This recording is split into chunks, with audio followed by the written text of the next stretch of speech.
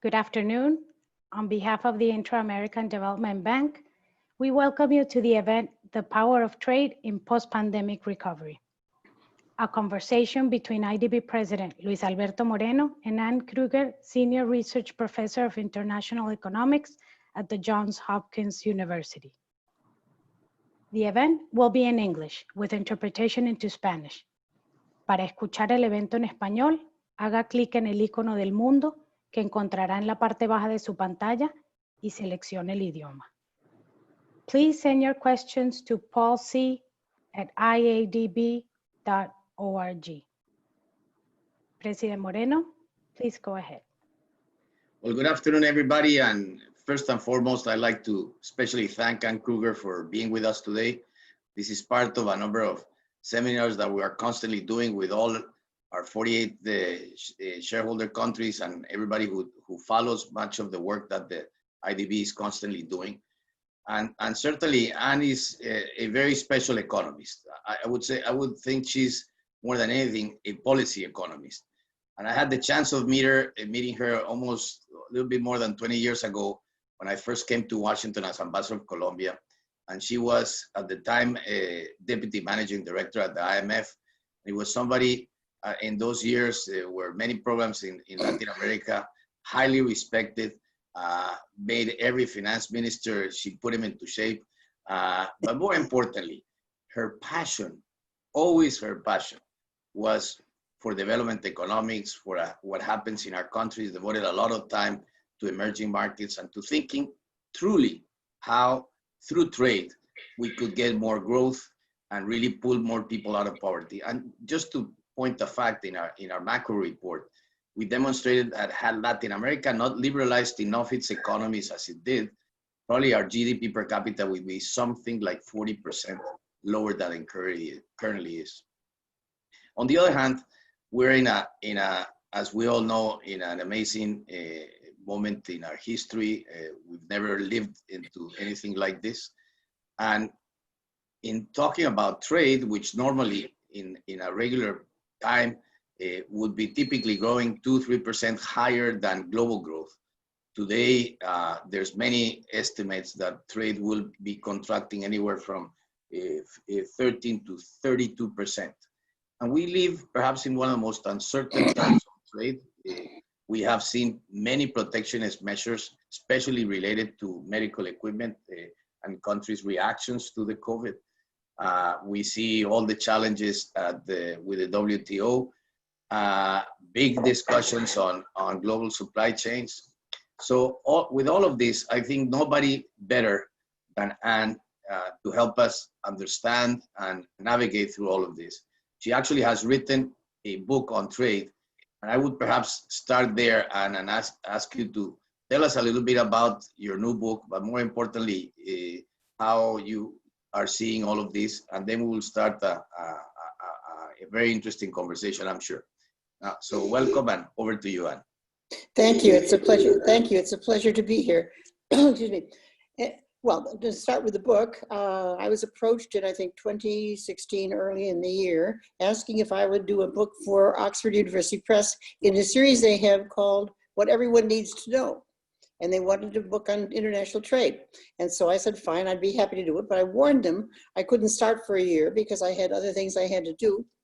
And by 2017, when I started writing, the trade landscape had already changed. And what should have been a fairly straightforward venture turned out not to be, because of course, President Trump, as soon as he came into office, began doing things that upended the trading world in a variety of ways. So the book is partly a primer with the usual chapters, as you'd see, but of the policy issues with one small chapter really on comparative advantage, and a couple of chapters on things like, do trade deficits matter and how does trade affect employment? But most of it's devoted to the WTO, to trade measures themselves, tariffs, and what's wrong with the other things, the WTO and what's happening to it, and on through then, of course, the various preferential trading arrangements, including NAFTA, including what was the TPP and is now the PTP, and so on, and of course the European Union with Brexit. So the book has became much more difficult than I expected to write, and more challenging. And of course, it was was and is not possible to write a conclusion as to how things will turn. But the theme of the book is very definitely that trade has to be multilateral. That there are big advantages to that, and much of what you try to do with trade policy cannot be done except in a multilateral setting. And so it is, of course, supportive of the multilateral system. I guess that's more than everybody wanted to know. Well, let's pick on a number of those subjects that you just mentioned. There's a lot of talk about global supply chains as a consequence of the pandemic. We all know that if we look at, the big factories of the world are certainly, close to 40% are in Asia, in and around that famous belt between Japan, China, Korea. Equally, between the United States and split about the same, close to 18% or 15%, Europe and the US, and then the rest of the world. So essentially you have three major factories in the world. With these changes in global supply chains, can there be an opportunity and not, we had this big discussion about a pivot to Asia. You just mentioned, the change on the TPP. Is there I believe certainly that we have the opportunity not to just to have it made in America, but made in the Americas. Can we see a pivot to the Americas? Well, the first part of the answer, of course, is nobody knows. The second part is I'm not really so sure that there's going to be that much of a change in the production structure of the value chains, as some people seem to think at this time. I think even with things like the earthquake in where was it, in Tokyo, no, in one of the Japanese cities, people learned that they could not single source things. And I think that's a lesson, of course, of the pandemic as well, that we too much reliance in any one geographic area, too much reliance on any one company is probably unwise. But I think that lesson was already being learned. And I think others are going into the GVC business, as indeed we happen. So if the more optimistic scenario about what happens to trade through and after the pandemic is true, that I'm not as worried as some people are about everybody retreating to home production. I think that's a mistake. And I think the countries that do that, as President Trump has threatened to the United States, are the countries that will indeed lose out in terms of growth, in terms of market share, in terms of helping the poor, everything that's important. So I think that would be a terrible thing to do. That said, it seems to me that Latin America as a whole has a great deal of potential that has not yet been realized. And that as growth picks up and as things become more efficient, I think there will be huge scope for more made in the Americas. So the answer is yes, we could do we could do made in the Americas, and we will, but that should be part of a growing world economy in which global value chains are growing throughout the world, but perhaps more rapidly here because of the Americas, we're a little bit behind the rest of the world. And do you think, as one thinks of this, it would be more around services than manufacturing, where you begin to get some of those efficiencies? No, I think, well, yes, in the international sense, no otherwise. It's quite clear that services are growing more rapidly than manufacturers, and most of those services that are growing so rapidly are business services. People hear about a service and they think of somebody in a restaurant, or they think of a small dry cleaning establishment. But in fact, most services are, of course, IT, they're artificial intelligence, things like that, and they're the ones that are growing rapidly. And I think that for that reason, we will see a more rapid growth of global value chains in the services area, simply because that's the rapidly growing area. What will happen in the Americas in terms of how their value chains grow, I think depends very much on what happens to policies in the various countries. You know, one of the interesting things listening to you is the question of electronic commerce. Certainly this whole lockdown period has made everybody use more electronic commerce. Electronic commerce already was big, not something like 30% of total commerce, if my memory doesn't fail me, in the United States, but it was almost inexistent in Latin America, and the numbers have escalated amazingly in these last few months. We saw in the USMCA that you changed the de minimis clause, which begins to open the possibility to a larger e-commerce across certainly North American trade. But this is an area that I think probably as a result of COVID, we could probably be seeing a lot more of electronic commerce across the region. Do you see that as something that could become very big in a short time? Oh, I think how long it takes depends in part on how quickly countries are able to get through the COVID virus and back into more normal times in terms of the economy, among other things. But if that works out, as I hope it will, and as I think most people expect it will, then yes, we could have, I think, a boost in that very quickly. Talk to us a little bit about, because I couldn't agree with you more. I mean, the multilateral system needs a set of rules. And we know all the challenges of the WTO. But talk more to us, when you look at history after the Great Depression, you had, soon after that, the Smith-Hawley and, what brought us into the Great Depression. There's gonna be all these tendencies of protectionism and closing down countries. Where do you see the US politically? And this is more of a, bipartisan issue. Do you see the US being able to move into, again, retaking the mantle of really establishing a trading system that is a rules-based system for the world and that can really strengthen trade? Well, the first and most emphatic part of the answer is I hope so, very much so. And there's certainly scope for it. I think it is certainly true that we need to bring the WTO up to date in the sense of getting more e-commerce, as you said, more AI and those kinds of things into it. But before that, we have to get rid of the tendency in the US, which has been here, at least during the Trump administration, where he quite clearly is not as happy as I think he should be. I think he grossly underestimates the benefits to the United States of the system and has done a number of things that have made the system less beneficial for everybody. And since the US, as you said, did have a leadership role before, as the US has been backsliding as it has been, I think that's been harmful for the whole world. One of the other areas of trade that, we have been looking at, and it's kind of the breakdowns in the system, is, and there's, as you recall, all these reports done actually by the WTO of how much more can be gained on things that are not related to tariffs, but are all these non-tariff barriers, all these issues of trade facilitation. Where do you see, certainly for Latin America, but for the emerging world, these are some of the areas that I think we need to do a lot of work on, and they depend largely on governments more than they are necessarily regulated by any international body. Oh, you're right. There's no question about it.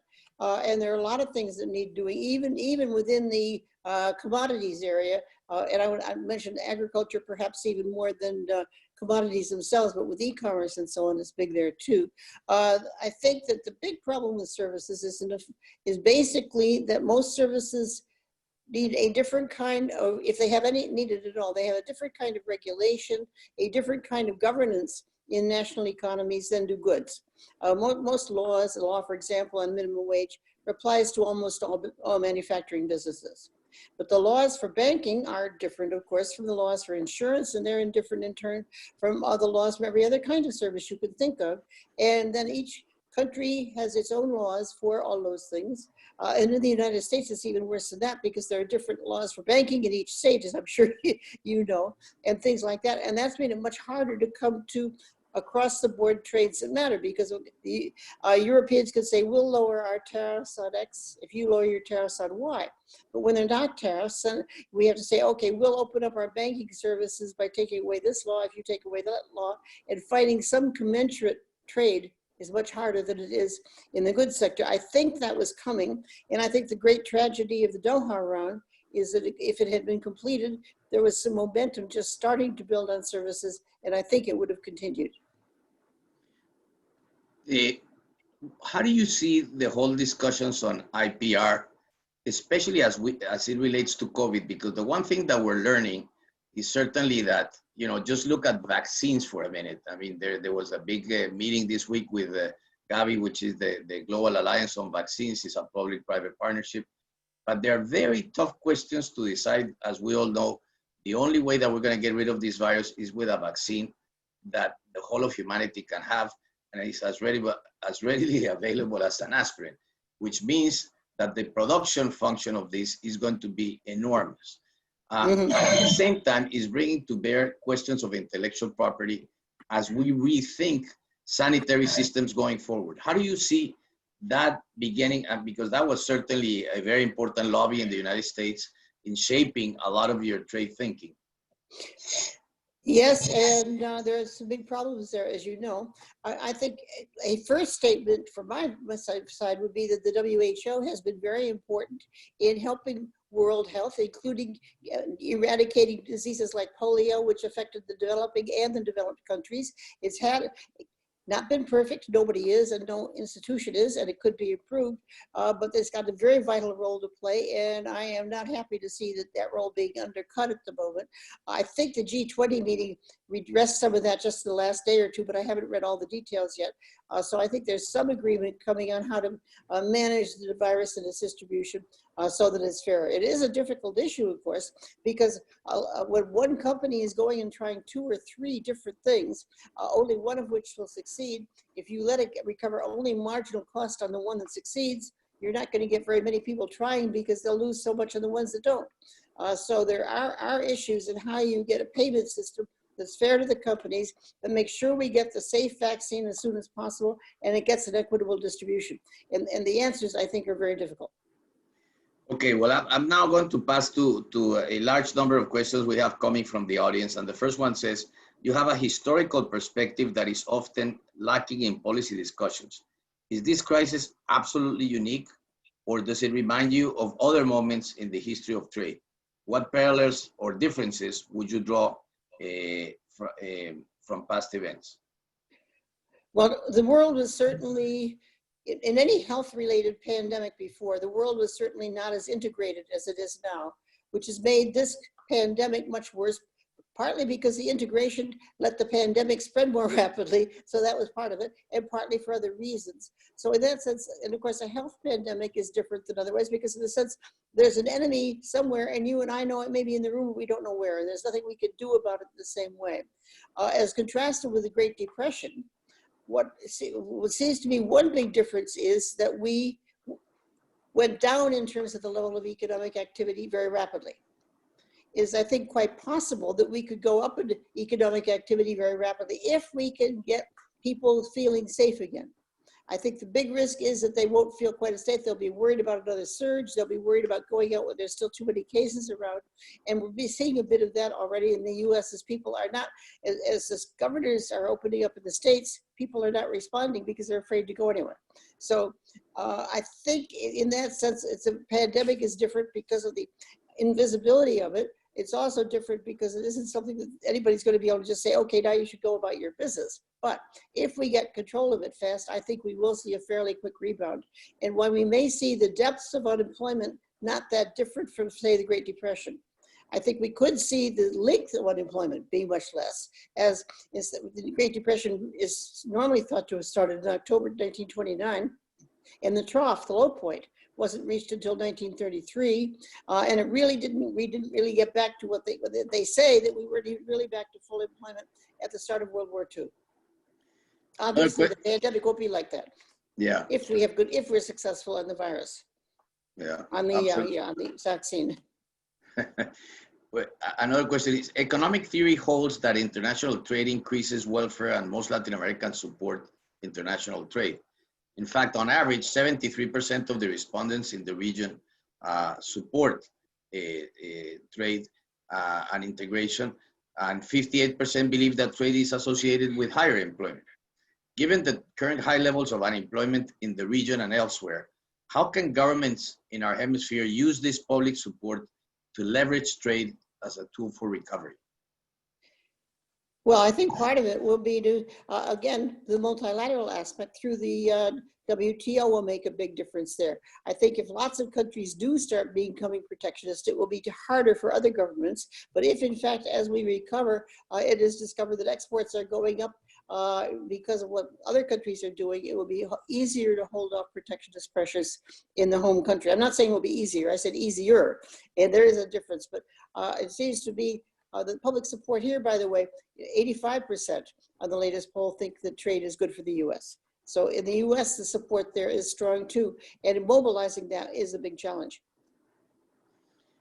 This is fascinating because in a way, somehow these questions of trade are flaring up at the same time that you have big forces against trade. So this is going to be interesting how we collectively are able to move the agenda forward. Well, one way I think that will help us in all that is that the countries that do stay open are very likely to rebound more rapidly than the countries that become protectionist or become more protectionist.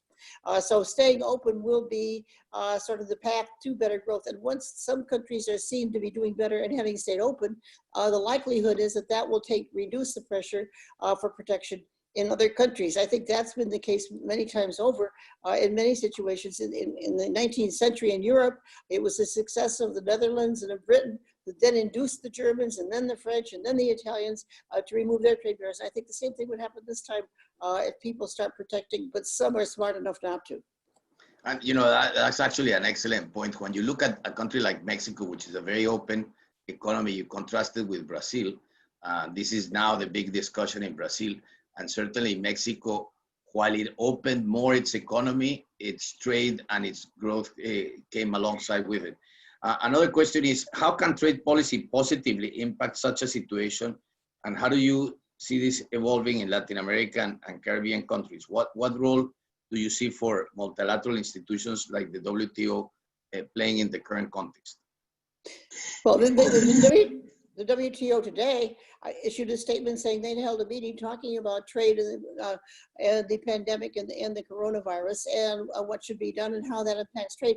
And of course, one of the central issues is how do we get the sharing of the various things that are necessary by way of personal protective equipment, by way of the vaccine, by way of testing equipment. All of these things are things where trade, I think, is going to be important, and countries are going to learn that if we all stay open, everybody will be producing some of the stuff, importing some, exporting some, whereas if everybody tries to do it themselves, it's going to be far more expensive, and it's going to hurt a lot of people in a lot of countries. What is your vision on the future of Mercosur? Will Brazil finally drift towards a free trade area instead of an imperfect customs union as it is right now? If I knew the answer to that question, that would be really quite something. Brazil, of course, has had a few lurches toward a more open economy, and then it's going back to more protection. And I think that given what's happening right now, the next lurch will be toward a more open economy. How much more open, I don't know. And how that will work within Mercosur, I don't know. But what was interesting, as you probably saw this week or last, clearly has to be at least, I guess, some talk about a U.S. free trade agreement with Brazil.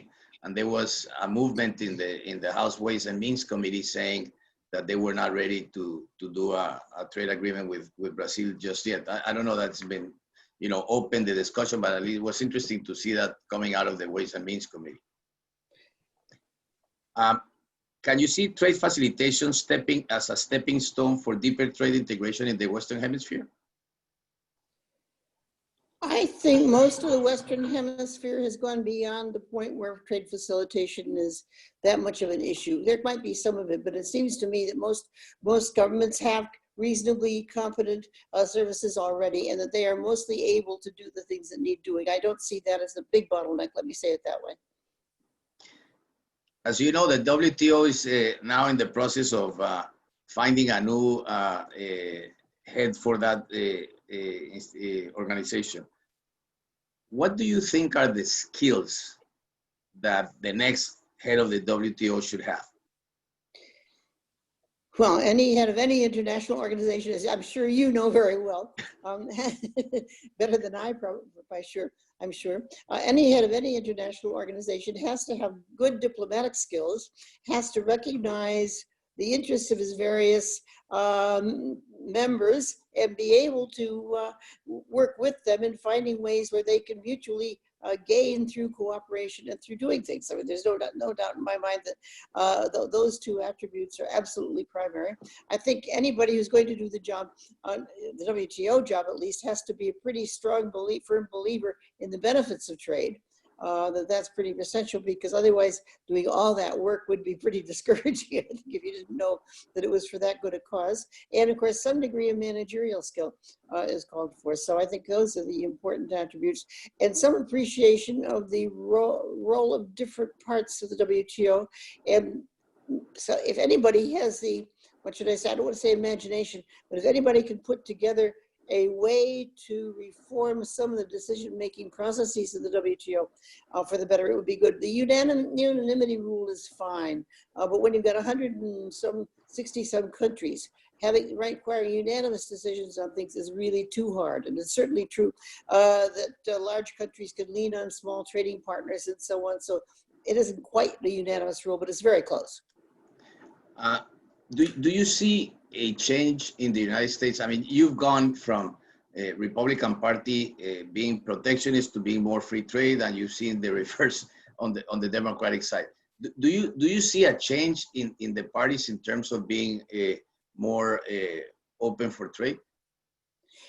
I'm not sure. Well, right now, of course, the Republican Party has moved way toward a protectionist direction relative to what it was. But I think some of the, especially senators in that group, are much less pro-protection than indeed they appear to be, but they're going along with their president. So I think the Republican Party isn't quite as protectionist as their actions right now make them look to be, because I think it's President Trump who's leading the charge in that direction, and many Republicans have gone along reluctantly. A few have even quit on account of it because they felt so strongly. In the Democratic Party, there was always a group of at least 30 members of the House and some of the Senate who were not in the protectionist group, and they are still there. Plus, of course, you have some Republicans in the House who are more pro-open trade, but again, we haven't followed the president. So once again, I think both parties at the moment have protectionist and more multilateral sentiment in them. It's not one or the other. And how that will sort out, I simply can't begin to guess. It's an interesting question, in fact, because if you think about it, the South in general is the Republican, and it has historically almost consistently since the early 1800s been very much free trade. New England has not been, etc. And so the divisions have been more along geographic lines and party lines. And so how that will change, I can't begin to say. Got it. That's fascinating. There's another question. Since buyers are now not only asking for competitive pricing, but also asking for shorter time delivery to handle uncertainty and control cash flow, how will the international supply chain adapt to provide services under these requirements? Will this, for instance, help free trade zones? Will this help free trade what? Free trade zones. Oh, okay. It's hard to say. I'm not so sure that this need for short-term delivery of cash will continue if we could get a more settled international trading system. I think one of the concerns right now is that if you don't get your stuff very quickly, you might be cut off either because you can't go on air cargo or because there'll be a new order coming out of the White House saying that we're cutting off this trade. And I think that's pushing toward the shorter time for delivery and settlement and all that. If we go back to normal on that one, so people are more assured of a normal supply and a normal delivery and all payment system, then I think we'd be less concerned about that. And I don't think it would make that much difference as between free trade zones and elsewhere. But again, you never know. We are, as I said at the beginning, living in an age of great uncertainty. Absolutely. This is a question related to something we spoke earlier about e-commerce. But the question goes around how, with all this growth in e-commerce, how could that affect international trade? And will there be a move to eliminate remaining barriers to global access to services such as Amazon? That's a good question. And as you know, there is already a lot of discussion and a lot of tension between the various providers of e-commerce right now, and especially the Europeans and the Americans, as to what to do about taxation in that regard. I don't think it's a settled issue. I think some of the problems are clear, and I think that's to everybody's advantage if we do get a worldwide system for e-commerce. I think that will almost require some kind of agreement on a tax system or rules for taxation that will give some part of the revenues or the profits to each region, but on the consuming side as well as the producing side. But how that will come about and how quickly it will come about, I can't begin to guess. There's so many questions here. I'm just trying to follow here another one.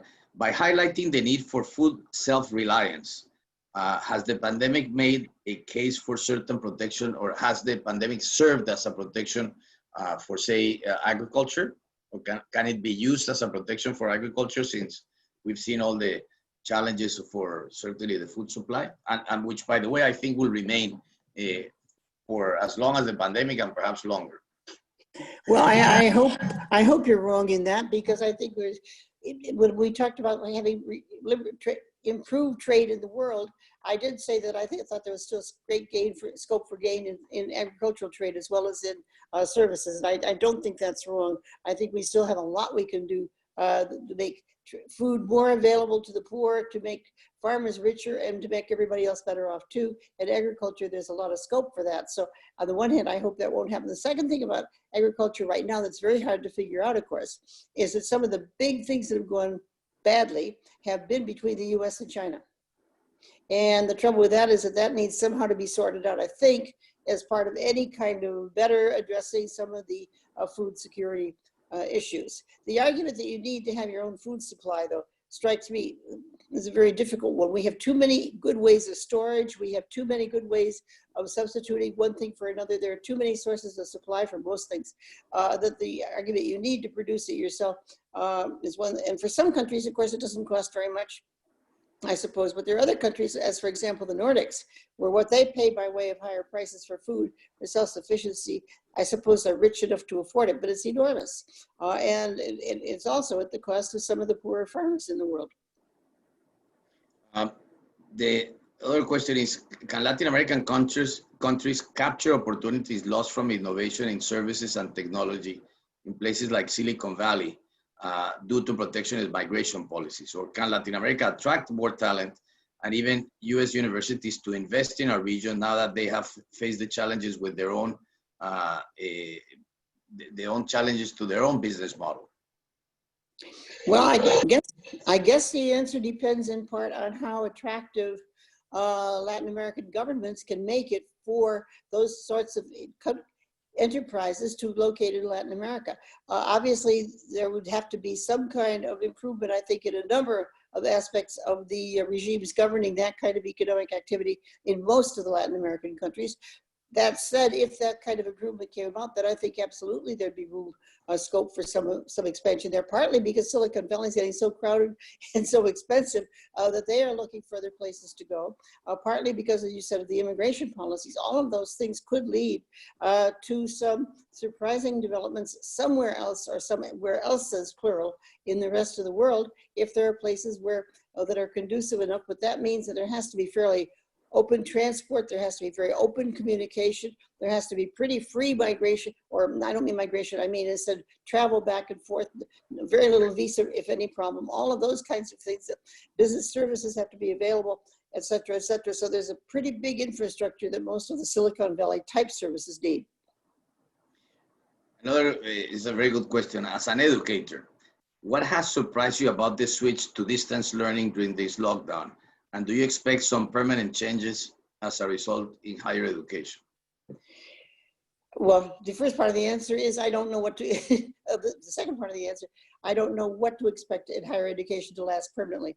I have always believed that there's a great deal of value in students talking to each other in personal contact and all of that sort of thing. And I think that for the colleges and universities where there were relatively smaller classes and where there was more interaction with students and residential dormitories and that sort of thing, I think the pressure to go back to that as quickly as possible will be pretty strong. The students who at first said it was okay, from what I hear, and I have not been teaching through this, thank goodness, so I haven't had to adapt. So I may not be the person to talk about it. But on the other hand, my impression is that the students have been unhappy with their absence of the contact, with the spontaneous interactions and all that. And I always thought that was a large part of the value of the college education. Absolutely. So I think that some of it will stay, and it was growing anyway, and it will continue to grow a bit, but not, so a lot of what they're doing now won't stick. It's another great question is, do you see technological shocks like 3D printing affecting value chains? Oh, sure. Everything's going to affect it. Every one of these changes that makes some step in the process technologically different, et cetera, is going to affect the value chain. So it will affect the location of the product. It will affect the design. It will affect every step. Another question is, what role will preferential trade agreements in our region play in the recovery? And how should countries draw the line between signing new agreements versus focusing on reaping the benefits of existing networks at both the plurilateral and multilateral levels? Well, of course, as I and most other trade economists have long since said, the best trade policy is zero tariffs, and so a free trade agreement open to everybody is the best possible thing. And I guess I would want to answer that that's very specific to the country's own situation. I don't think there's a general answer to that question. In general, well, one general part for sure is that it is to the advantage of every country throughout the world, in my view, to support a stronger and a revived WTO. The damage that has been done with the dispute settlement mechanism and things is serious, is important. And so first effort should go to supporting that, and if possible, getting back to where that becomes a center for negotiations and so forth. That said, if there's scope for gain in some subset of the Americas region, I don't see why that couldn't happen, but it seems to be in most countries we find there are a limited number of people with negotiating skills and everything else. And if in fact the preferential trading arrangements take the people away so that they can't focus on the WTO, then I'd worry about it. What is your perspective around of what's been happening lately in the oil industry? How should we expect energy exports to be affected? Good question again. My guess, and it is a guess, is that this will have speeded up at least slightly the transition toward more sustainable energy uses and less oil and coal and so on, and increase the world's attention to carbon reduction, climate change, and all that kind of thing. With regard to what's happening in the United States, quite clearly, some of the shale oil that was being produced is shut down. Exploration right now will be less than it has been. So I think in the short run, at least in the US, there's less going on than there was. But as you know, because other things have happened too, and in particular that there's so much less driving, there's so much less flying, there's so much of these less manufacturers, the demand for oil has shot down enough so that OPEC has had to revise its production targets, and even then we have no oil left. So in the short run, the outlook is bad. In the longer run, I think we will see more of a trend as a result toward the environmentally friendly things. But I don't think it needs to be a huge shock unless this goes on for several more years. Another interesting question is from your academic point of view, do you think that COVID-19 will pose some challenges to research in economics and trade topics, or would they be the most difficult terms to adapt in a post-COVID trade research? I don't think that it's going to be that much more difficult for trade topics than others. The interesting thing to me about COVID is, of course, that what's happening is that there is this huge externality. If you have COVID-19 and you walk along the street, you're hurting everybody you're walking by. And in that sense, finding ways to insulate ourselves from each other in that regard at the same time as we're doing things is there, but that's as much national as international.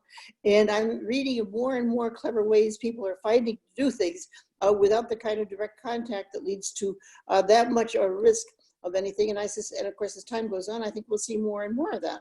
So I would not think that that's going to be a big issue in trade. Now, environmental stuff is a big issue, but that's a different thing.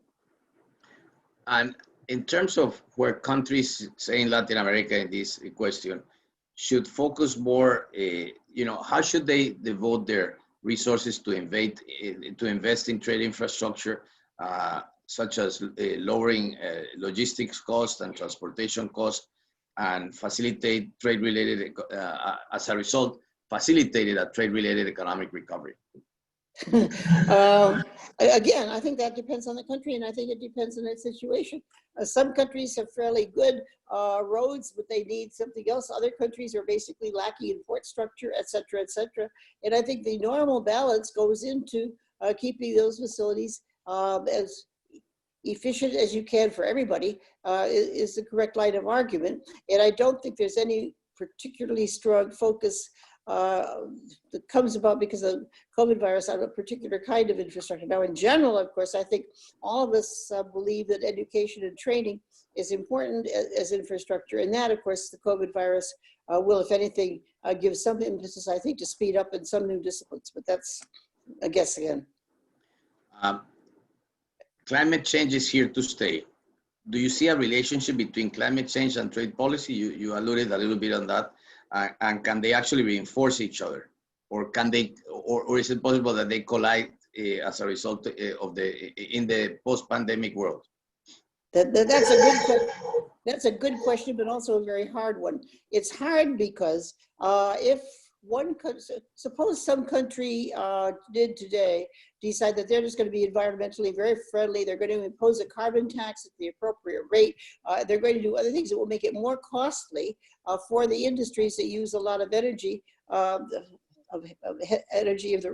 it goes into the atmosphere and so on, carbon intensive, they would basically have higher costs because they've got to mitigate it. The rest of the world doesn't.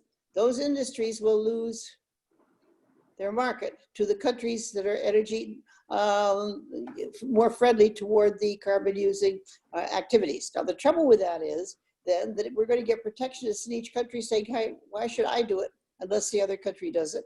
Which in a way is a fair argument. In fact, you could even build a model in which a country that isn't too bad and too intensive in the use of carbon using energies basically tightens its restrictions and the activity moves to a country that's much worse in terms of throwing off carbon into the atmosphere. In which case, the environmental good behavior of the one country would in fact make the world worse off. Now, if indeed the world can get to an agreement as to what's sensible by way of a carbon tax or other things that are neutral in that sense between different countries, and if that's demonstrable, I think we can avoid that, and that's to the world's advantage and is to every country's advantage. If instead we have this the Colombia could do its thing, Brazil could do its thing, the United States could do its thing, then we're going to find firms and industries in each country that are screaming for protection because the other ones will be hurt by what's happening. Very good points. I had another set of questions on that area, but I think you just answered extremely well. Let's talk for a minute on something that I have a lot of questions here about, which is the whole tension between the US and China. I was looking recently, there's over 100, attempted laws in the United States in the Congress to in one way or another, deepen the differences between the US and China. And there's actually, one of the questions refers to a recent article on Forbes that speaks to the fact that there's a large number of US companies moving away from China. And the question, of course, here is, how could we get those companies to go to Latin America? Or are they just going back to the United States? Well, I don't know where they're going. And many of them, of course, are leaving China in part because of the actions the president has taken, the president of the United States has taken, and because of the trade war, and they're worried about what will happen in the future, et cetera, et cetera. And so mostly it's a matter of investments not having going in that wouldn't have gone in, I think. So the first thing is that where they will go, I think, is less certain. It seems reasonably clear that some have already gone to Vietnam. Some have gone to Mexico. Some have come back to the US. I think by and large, the impression so far is that fewer have moved than I would have expected. Partly because I think there has been still hope on the part of many companies that the trade war will be resolved in a way that lets them continue. And it's so costly to move and they don't want to do it unless they have to.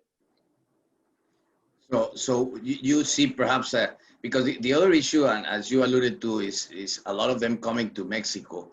And certainly you remember the maquilas, a lot of those maquilas, 20 plus years ago, they went to China because of labor cost differences. But over time, of course, the labor costs in China rose rapidly, and they basically converged with those of Mexico. And then that meant that there is an opportunity now to come back, certainly to Mexico and perhaps to Central America as well. The European integration has been under severe strain lately. Can the regional integration experience in Europe continue to inspire regional integration around the world? Good question. I heard the first part of that. Can the integration of Europe do what? Can European integration continue to inspire regional integration around the world? In other words, to see more larger trading blocks like ASEAN or... Okay, I've got it. Thank you. Well, first thing I always say on this subject is that everybody who used the European model thinking they got so much growth because of the European Union forgot that when the EU was decided upon way back in the late 1940s, the average tariff on manufacturers in Europe was on the order of 45 to 50%. Mm-hmm. At the same time as Europe lowered its internal tariffs to zero, it lowered those 45 to 50% tariffs on the rest of the world to 5%. Now, obviously, the move from 50 to 5 is not as great as the moving from 50 to 0, but it's still really trade opening all the way. And I think one of the factors that made Europe grow so rapidly was trade liberalization in general. So in effect, people didn't see what was going on, which was that you had both things happening at the same time. And it was the low external tariffs that meant the European Union could do it in a way that was sensible. That said, the movement toward a more integrated high growth Europe at the moment seems to be almost non-existent. Some of the Eastern European countries have been growing a little faster because they've got a little bit more catch up, but the growth rates in Europe are very, very low. So at the moment, I don't think that's going to hold that much of a message for the rest of the world per se, that that's the way to go for preferential trading arrangements, because the European arrangement at the moment isn't helping that much. And of course, we have Brexit. And as you say, when you look back at the European Union history, of course, was Jean Monnet thinking of anchoring the steel and the coal industries, and from that began the construct of what was eventually done. The other question here is around the pandemic causing a fiscal crisis in many countries. What would you say to those that still champion for greater tariffs for government revenues in these times of crisis? In other words, this kind of like heterogeneous type of policy making. Well, I'm sympathetic with the need for more revenue, but I'm also sympathetic with the need for cutting some expenditures that are not so productive, and finding ways as much as possible to do things to buffer the effects of the pandemic that do not cut off longer term growth prospects. And one of the lessons of protection always is that once you protect, it is very hard to get rid of that protection. You may think this is a nice temporary measure that will give you revenue for 2 years, but what you will then do is pay for that for a very long time in a large number of ways that will hurt economic growth and hurt everything else. So my first part of the answer is, find other ways to do it as you all can, because protection is almost the hardest thing in this world to get rid of, because unlike things that will sort of spread across the board and we all share the pain or we all share the benefit, the people who will gain from the tariffs are very few, but they're very concentrated. And the workers in those factories and the owners, the management are going to fight like mad once they have the protection not to lose it. And the United States has found this with things. The sugar program in the US is a perfect example of something that was founded in 1933 to get this help Cuba. And when Cuba went with Castro and the American Congress had the choice of, okay, we'll close down the program or not, what did it do? It redistributed the sugar quotas. Why? Because they were there. If they hadn't been there, they never would have thought of it. And I think that's true over and over again with protection. The people benefit from it. They learn to benefit from it. They invest in industries producing the protected good. And then if you think about getting rid of it, nope, we want to keep it. And it's very tough to do so, or to get rid of it. It's fascinating you mentioned that, because when you look at the history of the Great Depression and into Latin America, one of the countries that benefited the most was precisely Cuba because of the sugar, because it was open and it helped them basically use the sugar exports to grow out of the depression. We're getting, unfortunately, to the end of our time, but I wanted to ask you, as you're such a student of history, you look at you know, all of this uncertainty around trade. What makes you optimistic when you look at all of this in terms of the opportunities that we can have going forward? Well, I think the most optimistic thing is that protectionists have always been with us. There have always been protectionists. But those that have been able to do things better, i.e. to have a more open system, are the ones that have been most successful. And in general, that has weakened the support for protection and has increased the support for the open system. And if in fact we have some countries that stay open and others that retain protection over time, what's going to happen is the ones that stay open do better. I do not think the only benefit of trade is simply that you can import to whatever it is cheaper. I think part of the benefit of trade is that you've got more competition and your producers cannot go running to the government so easily to get their subsidy or to get this particular law that they would like, or even the unions in place, that there has to be a more even playing field, a level playing field, and an open trading system makes it more obvious and more transparent if indeed you are going to go and reward someone. So for me, the optimism comes from the idea that those who do not engage in it will become the examples that will weaken the protectionist support on the part of the others. Well, thank you so much, Anne. This has been a fascinating conversation. Thank you for your time. You know, you're really a maverick. I mean, today we have wonderful women economists, being chief economists in some of the greater institutions, but you certainly opened the door for many of them. I mean, you started there and you've been a wonderful friend of all the emerging markets, but certainly of Latin America. We thank you for that. And thank you very much for the time and the privilege of having the opportunity to talk to you today. Well, thank you. I enjoyed talking with you. Okay, likewise. Thank you very much.